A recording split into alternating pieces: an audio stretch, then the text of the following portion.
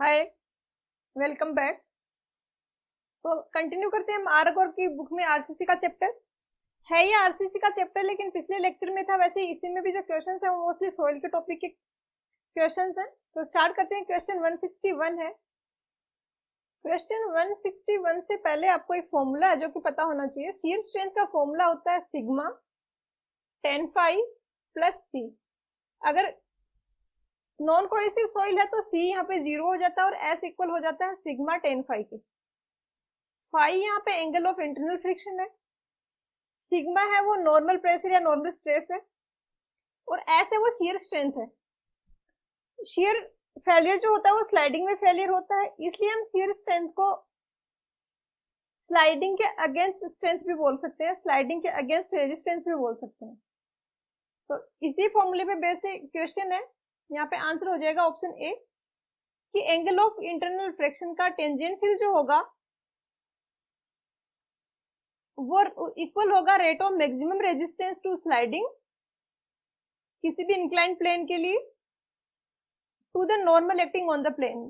कहने का मतलब ये है कि टेन फाइव इक्वल होगा एस अपॉन सिग्मा के। एस यहाँ पे स्लाइडिंग के अगेंस्ट रेजिस्टेंस है, स्ट्रेंथ है। तो 61 का आंसर हो जाएगा ऑप्शन ए। नेक्स्ट है क्वेश्चन 162। ये बेसिकली प्रिंसिपल स्ट्रेसेस का जो 100 में चैप्टर है उसका क्वेश्चन है। यहाँ पे दो म्यूचुअली परपेंडिकुलर प्लेन्स हैं जिसमें कि एक पर प्रिंसिपल स्ट्रेस लग रहा है जो नॉर्मल स्ट्रेस है वो P1 है, दूसरे पे P2 है। तो इस टाइप के क्वेश्चंस को करने का बेस्ट तरीका होता है कि आप मोर सर्किल से करें। तो सिंपल ज्योमेट्री आपने यूज करनी है, कोई भी फॉर्मूला याद रखने की जरूरत नहीं पड़ेगी और काफी आसान हो जाएगा क्वेश्चन, और गलती होने के चांसेस भी बहुत कम हो जाएंगे। तो हम एक बार मोर सर्किल समझते हैं कैसे बनाते हैं। यहाँ पे P1 और P2 दो म्यूचुअली परपेंडिकुलर प्लेन्स पे स्ट्रेसेस हैं, तो इनको पहले हम प्लॉट करेंगे। फॉर एग्जाम्पल P1 ग्रेटर है तो हमने P1 यहाँ पे मार्क कर दिया, ये वाली डिस्टेंस है ये P1 के इक्वल है, और ये वाली डिस्टेंस है ये P2 के इक्वल है, तो हमने यहाँ पे P2 को मार्क कर दिया। अब हम मोर सर्किल प्लॉट करेंगे। अब हम P1 और P2 का जो मिड पॉइंट है इसको सेंटर लेंगे, और ये जो डिस्टेंस है या इधर वाली डिस्टेंस ले लो, इसको हम रेडियस लेते हुए एक सर्किल बना देंगे। तो ये हमारा आ गया सर्किल, ये मोर सर्किल आ गया। हमें निकालना है नॉर्मल स्ट्रेस उस पॉइंट पे जो कि थीटा डिग्री से इंक्लाइंड है।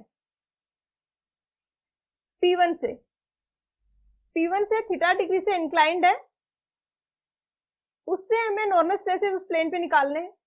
अगर थीटा डिग्री यहाँ पे है तो हम यहाँ पे जो लाइन प्लॉट करते हैं वो 2 थीटा पे करते हैं, तो हम 2 थीटा पे एक लाइन बनाएंगे। ये कितने डिग्री पे है, ये 2 थीटा डिग्री एंगल पे हमने लाइन बनाई, और फॉर एग्जांपल हमने यहाँ पे कोई पॉइंट लिया x। इस पॉइंट पे नॉर्मल स्ट्रेसेज होंगे जो x एक्सिस के अलोंग होगा, और जो y एक्सिस के अलोंग होगा वो शियर स्ट्रेस होगा। यहाँ पे जो पूछा है वो सिग्मा पूछा है, टो भी पूछा जा सकता है, तो हम दोनों के लिए समझ लेते हैं कि कैसे फाइंड आउट कर सकते हैं। सिग्मा निकालना है, हमें ये वाली डिस्टेंस निकालनी है। ये वाली डिस्टेंस निकालने के लिए हम पहले तो यहाँ तक की सेंटर तक की डिस्टेंस निकालेंगे। सेंटर तक की डिस्टेंस होगी, वैसे तो आप डायरेक्टली भी लिख सकते हो P1 plus P2 by 2। Centre वो पॉइंट है जो P1 और P2 से इक्वल डिस्टेंस पे है, दोनों पॉइंट से। तो यहाँ पे जो सेंटर होगा उसकी कोऑर्डिनेट होगी P1 प्लस P2 बाई 2, उसकी एक्स एक्सिस जो एक्स ऑर्डिनेट होगा वो P1 प्लस P2 बाई 2 होगा। तो ये हमें यहाँ तक की डिस्टेंस तो आ गई, हमें आगे वाली ये डिस्टेंस और निकालनी है। और ये डिस्टेंस हम कैसे निकाल सकते हैं, जो सर्किल बन रहा है इसकी रेडियस क्या होगी, P1 माइनस P2 बाई 2। इन दोनों के बीच की डिस्टेंस निकाल ली हमने, जो कि इसका डाया है उसको हाफ कर दिया तो रेडियस आ गई। अब ये डिस्टेंस आ गई, मुझे लेना इसका एक्स एक्सिस पे जो प्रोजेक्शन एक्स एक्सिस पे जो कंपोनेंट आएगा वो हो जाएगा दिस इंटू cos 2 थीटा। तो ये तो हो गया नॉर्मल स्ट्रेस। अगर शियर स्ट्रेस निकालना होता तो हम वहां पे इक्वेशन लिखते हैं P1 माइनस P2 बाई 2, ये तो रेडियस होगी सर्किल की, इंटू साइन 2 थीटा, क्योंकि हमें ये वाला कंपोनेंट चाहिए, तो ये मल्टीप्लाई में आ जाता साइन 2 थीटा। तो इस तरीके से आप दोनों कैलकुलेट कर सकते हो।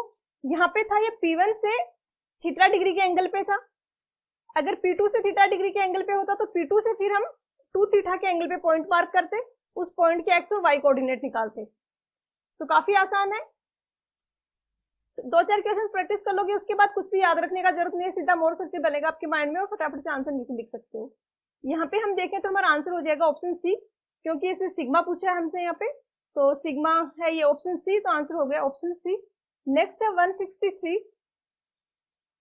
आगे के 3-4 क्वेश्चन है वो सेम कंसेप्ट पे बेस्ड है, तो हम उस कंसेप्ट समझते हैं पहले कि लेटरल अर्थ प्रेशर होता है वो कैसे फाइंड आउट करते हैं। हार्डलिक्स में हमने पढ़ा था कि एच डेप्थ पे अगर कोई पॉइंट है तो उस पे प्रेशर होगा वो सारे डायरेक्शंस में सेम होगा और वो WH के इक्वल होगा। बट जब जियोटेक की बात आती है तो वर्टिकल प्रेशर तो सेम रहता है। वर्टिकल प्रेशर सेम क्यों रहता है? क्योंकि वर्टिकल प्रेशर जो लग रहा है वो उसके वेट के कारण लग रहा है, उसका वेट हम निकालते हैं, उसको एरिया से डिवाइड करते हैं, तो P is equal to WH का फॉर्मूला आता है। तो ये फॉर्मूला तो यहाँ भी सेम रहेगा सोइल के केस में। लेकिन जब हम सोइल के केस में लेटरल प्रेशर की बात करें, जैसे कि यहाँ पे ये कोई पॉइंट लिया है मैंने P, तो इस पॉइंट पे जो डाउनवर्ड प्रेशर होगा वो तो WH होगा। बट जब सोइल के केस की बात करते हैं तो लेटरल जो प्रेशर, इस डायरेक्शन में जो प्रेशर है वो WH के इक्वल ना होके एक कोफिशिएंट इनटू WH होगा। और ये कोफिशिएंट होता है 2-3 टाइप का होता है बेसिकली, एक रेस्ट पे होता है एक्टिव प्रेशर के केस में, एक पैसिव प्रेशर के केस में।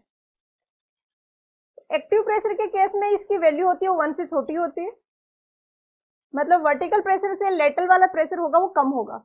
इसका फॉर्मूला यहाँ पे होता है Ka का, ये फाई यहाँ पे एंगल ऑफ इंटरनल फ्रिक्शन है। दूसरा फॉर्मूला होता है Kp का, जो कि इसका इनवर्स होता है। ये 1 से बड़ा होगा तो 1 से बड़ा है तो 1 प्लस साइन फाई वाला टर्म ऊपर आएगा, क्योंकि 1 से बड़ा होना चाहिए ऊपर वाला, और 1 माइनस साइन फाई वाला नीचे आ जाएगा। इससे हेल्प मिल सकती है, Ka 1 से छोटा होगा, ये आपको पता होगा, तो 1 माइनस साइन फाई की टर्म ऊपर आएगी, क्योंकि ऊपर वाली टर्म है वो छोटी होगी, नीचे वाली टर्म बड़ी होगी, तभी डिवाइड करने के बाद 1 से छोटी टर्म आएगी हमारे पास Ka की वैल्यू। तो ये Ka into WH mostly active pressure की कंडीशन ही होती है, तो Ka इंटू WH होता है। कभी कभी पैसिव प्रेशर की कंडीशन भी बनती है, तो ये Ka इंटू WH। तो इस वाले पॉइंट पे ये जो लेटरल प्रेशर आ रहा है यहाँ पे, ये हो गया Ka इंटू WH, और Ka की वैल्यू ये है। इसने पूछा है pressure intensity P2, H depth, तो हम Ka की वैल्यू यहाँ पे रखे फॉर्मूले में, तो ये आ जाएगा 1 minus sine phi upon 1 plus sine phi into WH। तो यहाँ पे आंसर हो जाएगा, वो आंसर हो जाएगा ऑप्शन बी। यहाँ पे अगर पैसिव प्रेशर की कंडीशन बन रही होती तो Ka की जगह पे Kp आता है, यहाँ पे इतना सा डिफरेंस होता है, बस सिंपल। नेक्स्ट क्वेश्चन जो है इसने बोला टोटल प्रेशर, प्रेशर इंटेंसिटी की बात हो तो Ka इंटू WH हो जाएगा। H डेप्थ पे लेटरल प्रेशर होगा वो Ka इंटू WH होगा। अगर टोटल प्रेशर की बात कर रहे हैं तो मतलब वो per unit length pressure force की बात कर रहा है, और per unit pressure force equal होगा जो प्रेशर डायग्राम बन रहा है उसके एरिया के इक्वल। अब ये हमारा प्रेशर डायग्राम है, इसका हम एरिया निकालेंगे तो ये आ जाएगा 1/2 इंटू बेस जो है KAWH इंटू हाइट H, तो ये WH² आ गया, और Ka का जगह हम यहाँ पे ये वैल्यू रख देंगे 1 minus sine phi upon 1 plus sine phi. तो ये यहाँ पे अगर हम देखें तो अवेलेबल है ऑप्शन सी में, तो आंसर हो जाएगा ऑप्शन सी। नेक्स्ट क्वेश्चन है 165। क्वेश्चन 165 में क्या हो रहा है कि पहले वाले जो क्वेश्चन था उसमें हमारी जो टॉप सरफेस थी वो हॉरिजॉन्टल थी, बट अभी इस वाले केस में टॉप सरफेस है वो इस तरीके से, ये हॉरिजॉन्टल जो टॉप सरफेस है सोइल की वो ये है, और ये पूरे एरिया में यहाँ पे सोइल फिल की हुई है, और अब हमें इस पॉइंट पे प्रेशर निकालना है जो कि H डेप्थ पे है। तो हॉरिजॉन्टल वाले से ऑब्वियसली कुछ डिफरेंट होगा, क्योंकि ऊपर जो ट्रायंगुलर वाला सा जो बन रहा है एरिया, इसका भी प्रेशर आएगा, इसके कारण नीचे प्रेशर आएगा। तो फॉर्मूले जो पहले थे वही रहेंगे, Ka जो है उसका फॉर्मूला चेंज हो जाएगा, और Ka का नया फॉर्मूला हो जाएगा यहाँ पे अगर ये एंगल अल्फा है तो के की वैल्यू यहाँ पे हो जाएगी कोस अल्फा, ब्रैकेट में आएगा cos alpha minus cos square alpha minus cos square phi, और इसका root divided by cos alpha plus cos square alpha minus sine square sorry cos square phi, और इसका रूट जो स्क्वायर वाली term है उसका रूट आ रहा है, ऊपर माइनस है नीचे प्लस है। के की वैल्यू ये है। अब अगर यहाँ पे जो पूछा है इसने, ये पूछा टोटल प्रेशर, तो again per unit length pressure force पूछा गया है जो कि इक्वल होगा एरिया के। प्रेशर डायग्राम कुछ ऐसा बनेगा, इस पॉइंट पे प्रेशर है वो के ए डब्ल्यू एच है, और ये जो हाइट है ये एच है। तो प्रेशर डायग्राम का एरिया हो जाएगा 1/2 के A W H into H, और ये आ जाएगा W H square by 2 into के ए। तो पहली बात तो ऊपर वाला फॉर्मूला इस क्वेश्चन के लिए आपको याद रखने की जरूरत ही नहीं है, आपको ये वाली टर्म मैच करानी है। डब्ल्यू एच स्क्वायर बाई 2 आ रहा है ऑप्शन सी में, तो आंसर होगा ऑप्शन सी। लेकिन काफी बार के ए की वैल्यू पूछ ली जाती है डायरेक्टली। अभी तो प्रेशर फोर्स पूछा था, तो आप ये कंपेयर करके फाइंड आउट कर सकते हो। लेकिन फॉर एग्जांपल अगर आपसे के ए पूछा गया, वैसा शायद गुप्ता एंड गुप्ता में क्वेश्चन गिवन भी है कि जहाँ पे के ए पूछा है इसने, और ये स्टूडेंट्स को फॉर्मूला याद रखने में काफी डिफिकल्ट लगता है। तो सबसे सिंपल सी ट्रिक इस फॉर्मूले को याद रखने की ये है, जब अल्फा 0 हो जाएगा तो ये वैसा ही केस बन जाएगा जो कि हमने पिछले क्वेश्चन में डिस्कस किया। तो कहने का मतलब ये है कि इस फॉर्मूले में अगर हम अल्फा की वैल्यू 0 रखें तो के का पहले वाला फॉर्मूला आना चाहिए था, और पहले वाला हमारा फॉर्मूला था वो 1 minus sine phi upon 1 plus sine phi था। तो इसमें अगर जो के के डिफरेंट 4 ऑप्शन आपको गिवन होंगे, तो उसमें से आप अल्फा को 0 पुट करके देखो, और किस में अल्फा को 0 पुट करने पे के की वैल्यू ये आ रही है, तो वही आपका आंसर हो जाएगा। तो इस तरीके से डायरेक्ट के लिए भी आप फाइंड आउट कर सकते हो ऑप्शन से करके। तो इसका आंसर हो गया ऑप्शन सी। नेक्स्ट क्वेश्चन है 166। नेक्स्ट क्वेश्चन 166 में यहाँ पे अगेन टोटल प्रेशर पूछा है, बट ये कहाँ पे एक्ट करेगा ये पूछा है। तो टोटल प्रेशर इक्वल होता है area of the pressure diagram के, और ये एक्ट करेगा जो भी प्रेशर डायग्राम का सेंट्रोइड होगा उस पे एक्ट करेगा ये टोटल प्रेशर। तो यहाँ पे ये होगा के ए डब्ल्यू एच, और ये एच है, और ये शेप बन रहा है ट्रायंगुलर बन रहा है। तो ट्रायंगुलर का सेंट्रोइड होता है बेस से h/3 डिस्टेंस पे, बेस से डिस्टेंस h/3 होती है, और टॉप से इसकी यहां से होती है 2h/3। क्वेश्चन में इसने पूछी बेस से डिस्टेंस, तो आंसर हो जाएगा h/3, तो ऑप्शन बी आंसर हो जाएगा। नेक्स्ट क्वेश्चन है 167। यहाँ पे लेटरल लोडिंग गिवन है टॉप और बॉटम की, और हमसे टोटल प्रेशर फोर्स पूछा गया है। नेक्स्ट क्वेश्चन भी इसी डेटा पे बेस्ड है, वहां पे सेंटर ऑफ प्रेशर फोर्स पूछा गया है। तो सबसे पहले हम निकालते हैं टोटल प्रेशर फोर्स, जो कि हमने अभी पहले पढ़ा कि वो इक्वल होता है एरिया ऑफ प्रेशर डायग्राम। तो सबसे पहले हम एरिया प्रेशर डायग्राम प्लॉट करते हैं। टॉप का प्रेशर गिवन है जो कि है P2, और बॉटम का प्रेशर गिवन है वो है P1। तो हमने इस तरीके से प्रेशर डायग्राम यहाँ पे बना दिया है। अब हमसे पूछा है horizontal pressure per unit length, जो कि होगा इस प्रेशर डायग्राम का एरिया। एरिया फाइंड आउट करने के लिए या तो आप डायरेक्टली ट्रेपेजियम का फॉर्मूला लगा सकते हो यहाँ पे P1 plus P2/2 into H. अगर फॉर्मूला नहीं भी याद है तो कोई इश्यू नहीं है, आपको इसका एरिया निकालना है, और एरिया निकालने के लिए हम इसको एक रेक्टेंगल और 2 ट्रायंगल्स में डिवाइड कर देंगे इस तरीके से। अब एरिया लिखते हैं टोटल। ये जो रेक्टेंगल बन रहा है इसका एरिया हो जाएगा P2, इसकी लेंथ है P2 और हाइट है h, प्लस इस वाले ट्राइंगल का एरिया। ट्राइंगल की ये वाली डायमेंशन कितनी होगी, P1 में से P2 अगर घटाएं तो हमारे पास ये डायमेंशन आ जाएगी जो कि होगी P1 माइनस P2। तो अब हम लिख सकते हैं इक्वेशन एरिया की, बेस इंटू हाइट,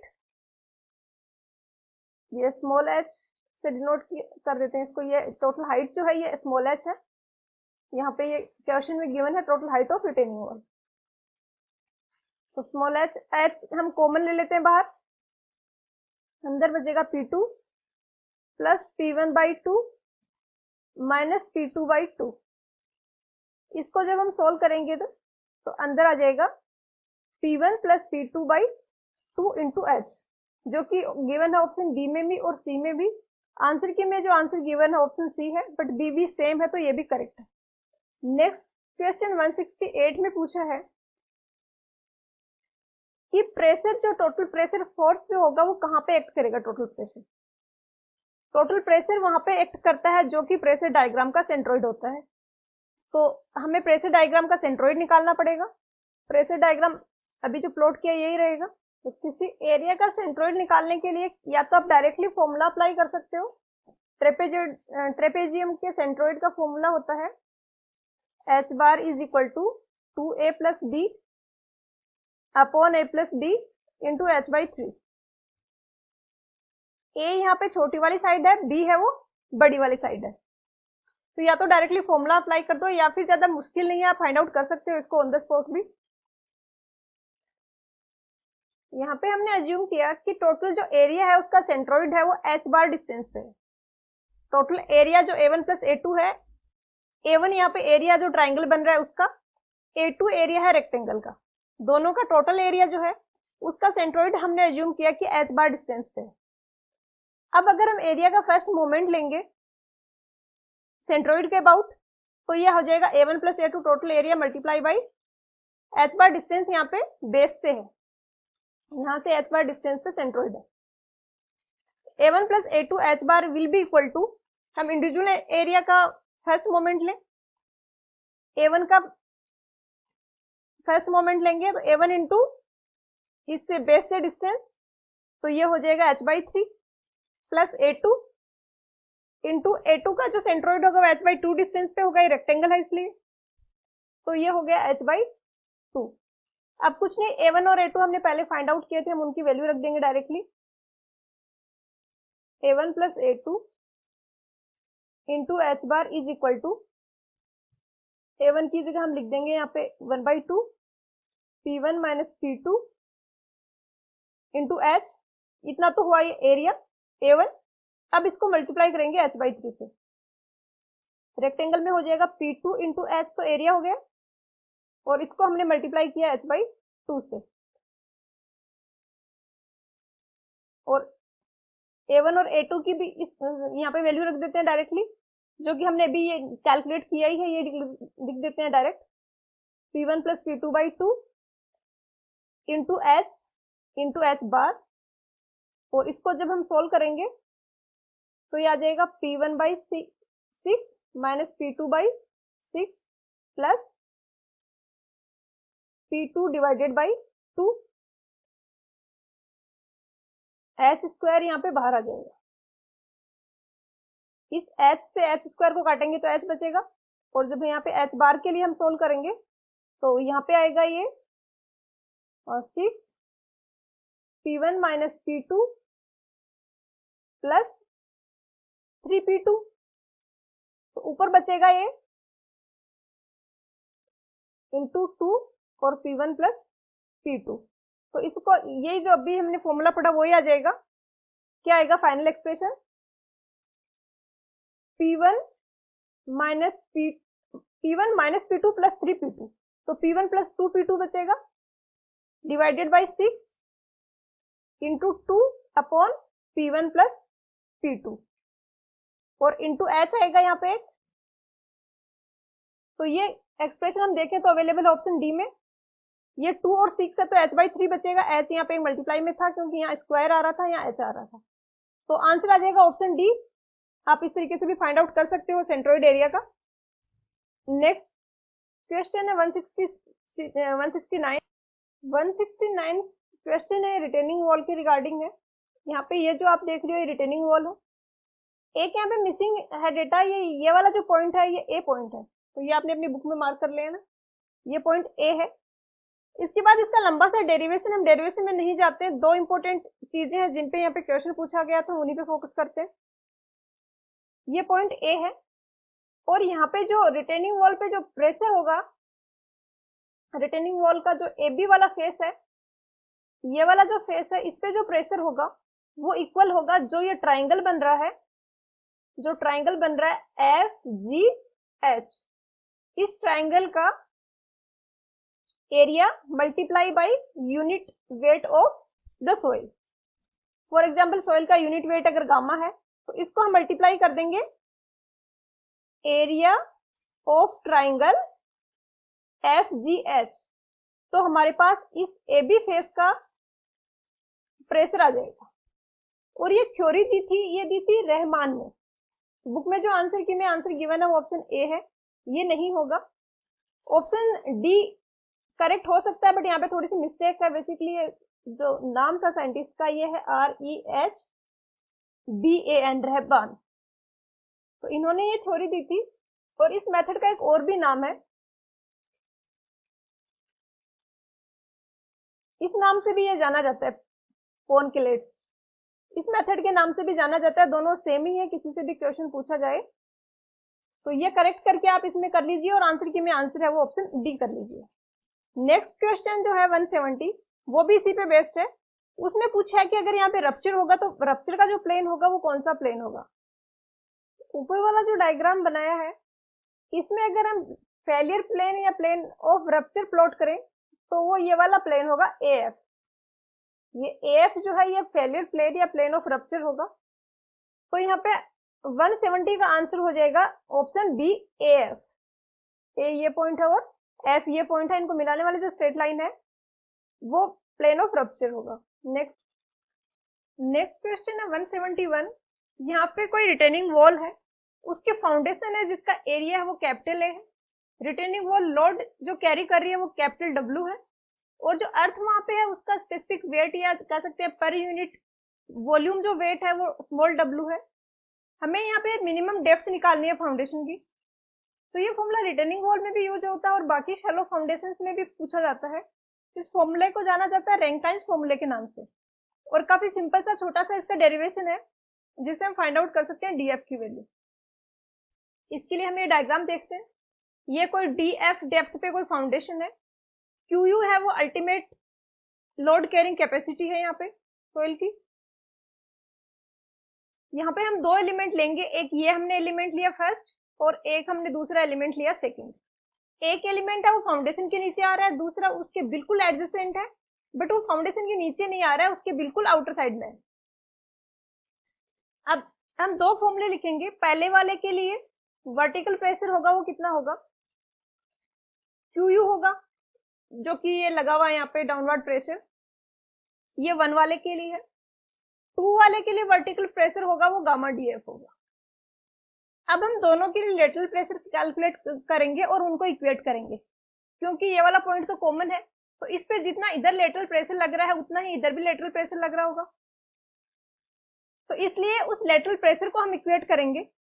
जब हम लेटरल प्रेशर फाइंड आउट करेंगे तो फर्स्ट वाला जो एलिमेंट है उसमें जो कंडीशन बन रही है वो एक्टिव प्रेशर की कंडीशन बन रही है, तो उसके लिए लेटरल प्रेशर हो जाएगा, और H से डिनोट करूं मैं हॉरिजॉन्टल प्रेशर है लेटरल प्रेशर, तो ये हो जाएगा QU into 1 minus sine phi upon 1 plus sine five.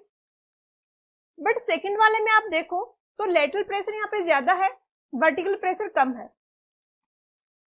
Vertical pressure जो आ रहा है वो सिर्फ और सिर्फ इसके सेल्फ वेट के कारण आ रहा है, बट लेटरल प्रेशर यहाँ पे ज्यादा है क्योंकि यहाँ पे जो लोड ट्रांसफर कर रहा है फाउंडेशन ये QU है, और इसके कारण जो लेटरल प्रेशर होगा इधर उसका मैग्नीट्यूड काफी ज्यादा होगा गामा DF के कंपेरेटिवली। तो यहाँ पे सेकंड वाले के लिए हम जब हॉरिजॉन्टल प्रेशर फाइंड आउट करेंगे तो वहां पे हम कंडीशन अप्लाई करेंगे पैसिव प्रेशर की। तो पैसिव प्रेशर के केस में ये हो जाएगा 1 plus sine phi upon 1 minus sine phi. ये जो मिनिमम डेप्थ जो इसको H बोला हमने, इसको DF से डिनोट किया है। अब हम दोनों को इक्वेट कर देंगे क्योंकि ये वाला पॉइंट तो कॉमन है, तो जितना ही प्रेशर इधर लगा रहा है उतना ही ये सेकंड वाला एलिमेंट इस पे लगा रहा होगा। तो दोनों को जब हम इक्वेट करेंगे तो ये QU 1 minus sine phi upon 1 plus sine phi is equal to gamma DF 1 plus sine phi upon 1 minus sine phi, और जब हम इससे डीएफ को कैलकुलेट करेंगे तो वो आ जाएगा Q U upon gamma 1 minus sine phi का होल स्क्वायर और अपॉन 1 प्लस साइन फाइव का होल स्क्वायर। ये हम ये स्क्वायर साथ में लगा देते हैं ब्रैकेट लगा के। अब क्यू यू को हम लिख सकते हैं, क्यू यू वो प्रेशर है जो कि डाउनवर्ड लग रहा है। अगर डब्ल्यू वेट फाउंडेशन ट्रांसफर कर रहा है, रिटेनिंग वॉल ट्रांसफर कर रही है फाउंडेशन में, और उसका एरिया अगर ए है तो उसमें प्रेशर जो होगा वो इक्वल हो जाएगा डब्ल्यू अपॉन ए के।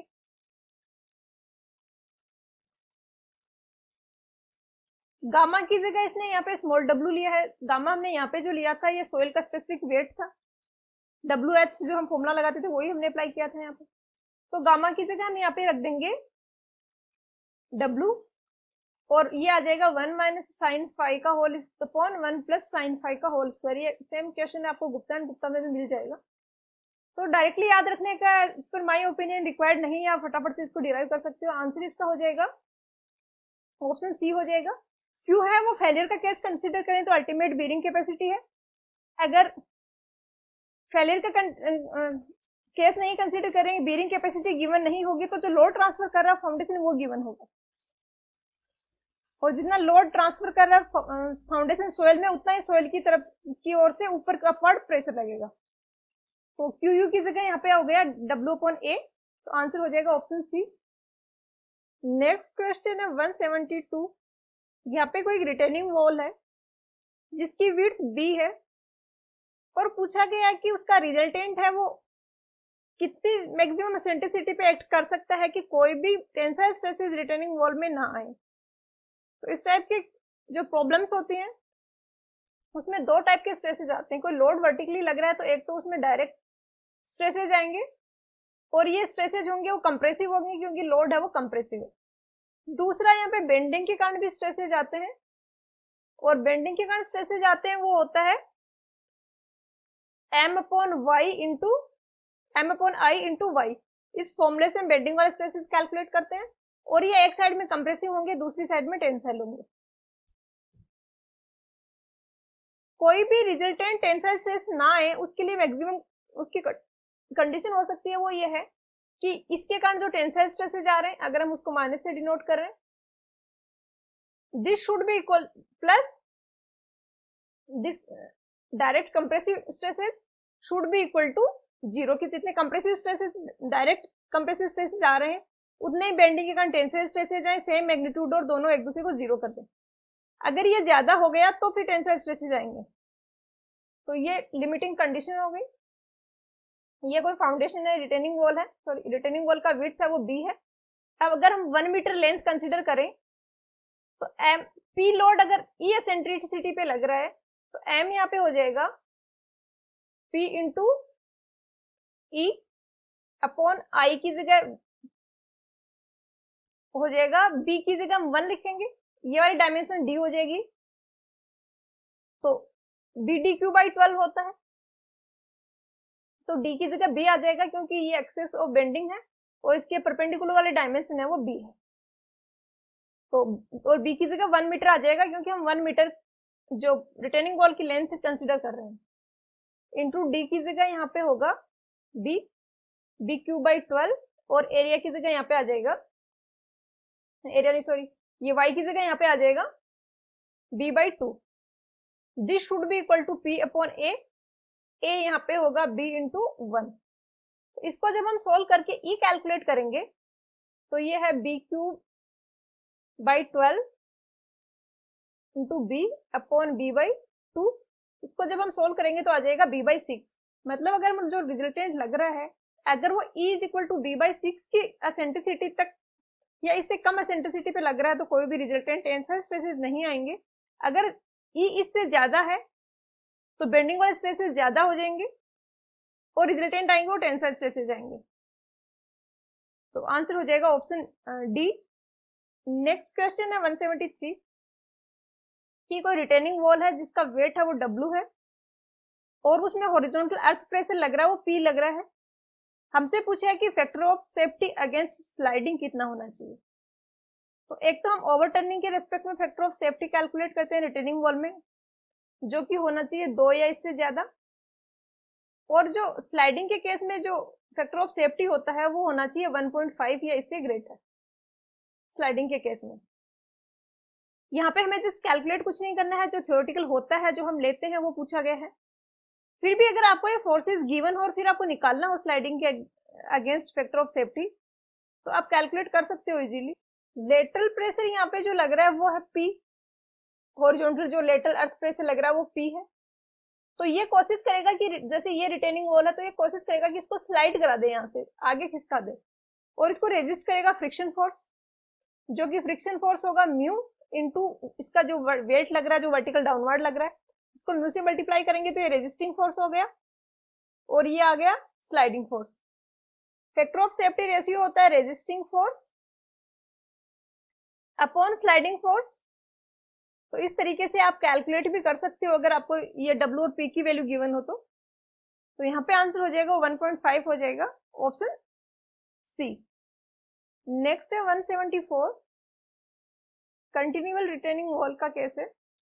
पूछा है कि कैंटिलीवर रिटेनिंग वॉल को कितनी हाइट तक हम मैक्सिमम सेफली यूज कर सकते हैं। तो बेसिकली सेफ्टी का कंसर्न नहीं होता, सेफ तो हम कैंटिलीवर रिटेनिंग वॉल को भी ज्यादा हाइट का बना के भी बना सकते हैं, बट इसमें कंसर्न रहता है वो इकोनॉमिकल का रहता है।